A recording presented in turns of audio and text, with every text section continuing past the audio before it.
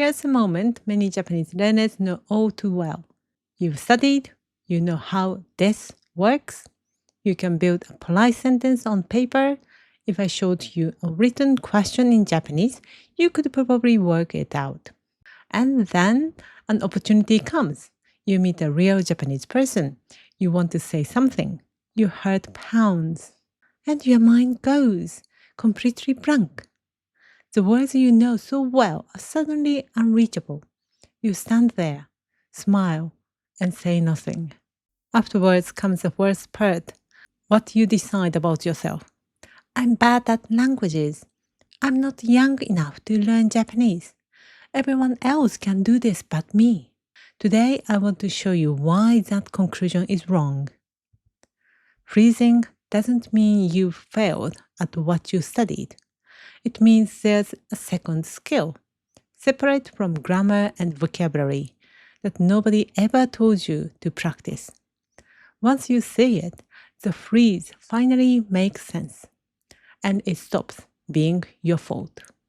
Konnichiwa, I'm Asuka. I've taught Japanese to adult learners for many years, including nearly 10 at a British university, and I have a PhD in psychology. So today, I look at this as both a teacher and someone who studies how the brain works in a real conversation. So here's today's question. What exactly happens in that frozen moment? And what kind of practice actually prevents it? If you find this useful, please subscribe to my channel. Right, let's look inside the freeze. 1. The freeze in slow motion. Let's slow the moment down and watch what your brain is being asked to do. Imagine you're in Japan. You'd like to ask a local person, "Excuse me, where's the station?" On paper, you solved this easily. You could write the sentence. But now, try to say it and watch what happens inside your head. First, you translate the English words into Japanese, one by one. Excuse me, すみません. Where? どこ is not exactly the same, but it's a kind of です. The station, 駅 question mark, か. Then you arrange them. Wait, Japanese word order is different. The question word doesn't come first. Where does どこ go? And don't forget, you have to put か at the end, or it isn't a question at all. And you may need to add a few particles, such as は. Excuse me, where's the station? すみません。駅はどこですか? Even when you know every single word, saying one Japanese sentence means running all of these operations in your head in about 1 second, while a real person stands in front of you, waiting. Here's the thing nobody tells you about studying a language from books and apps. Writing is a pause button skill. The sentence waits on the page. You can rearrange the words, check the order, erase and try again. You can't think. Speaking has no pause button. The moment is live. The other person is looking at you. And your sentence has to come out assembled in real time on the first try. So when you freeze, it's not because of your knowledge.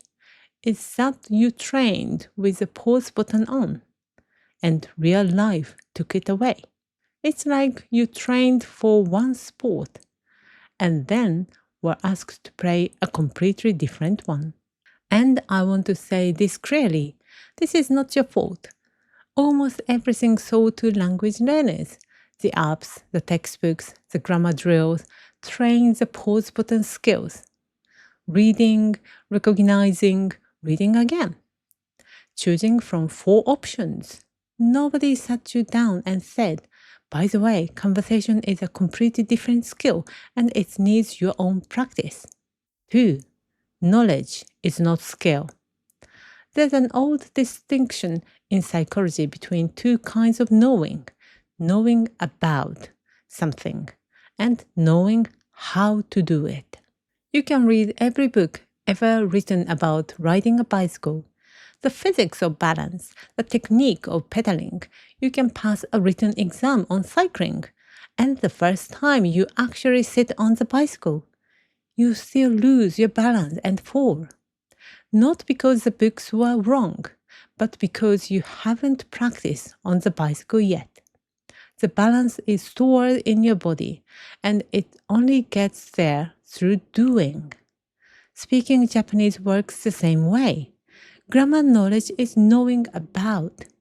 Conversation is knowing how. The first one lives in your notes. The second one is built only one way, by actual listening and responding again and again at real speed. Here's the hopeful part. Everything you've studied is still there, and none of it is wasted. If you already know how a bicycle works, you learn faster once you start pedaling. You don't need to go back and study more. You need the missing kind of practice, the kind that converts what you know into something your ears and mouth can do. 3. Ears first, then mouth. So what does the missing practice look like? Here's the order that changed everything for my students. When you freeze in a Japanese conversation, everyone thinks the answer is more speaking practice. But you can't respond to something you didn't catch. Before your mouth can move, your ears have to do their job.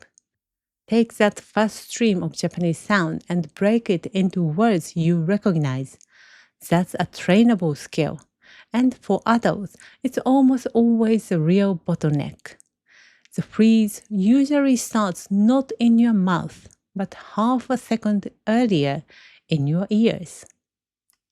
That's why the fastest route out of freezing isn't more grammar, and it isn't even forcing yourself to speak more.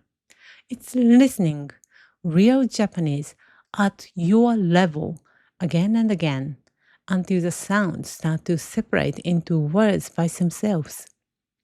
Then, and only then, does speaking suddenly feel possible.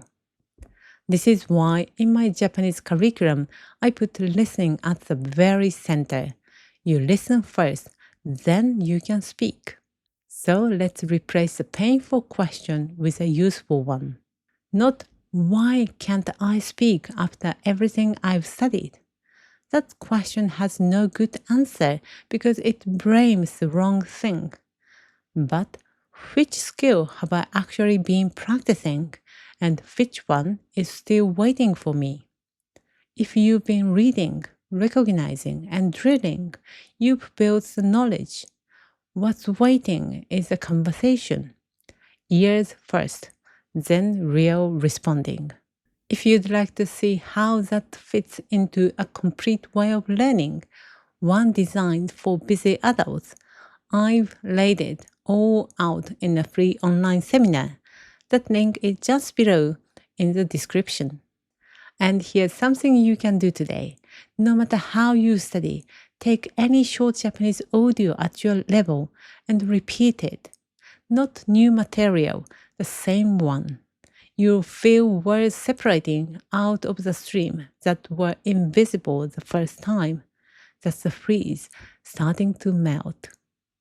Thank you for watching. See you in the next one. さようなら。